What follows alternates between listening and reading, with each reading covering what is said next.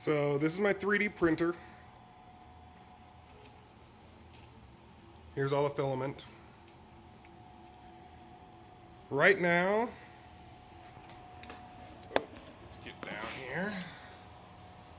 Printing off some bottle openers.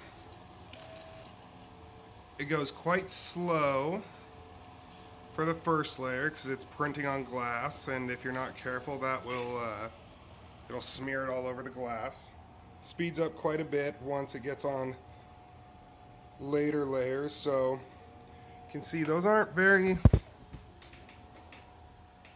thick right now, but when they're done,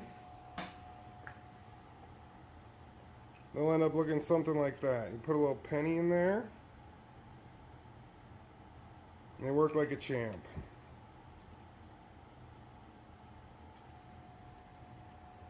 But finally got the bugs worked out, so it's doing pretty well.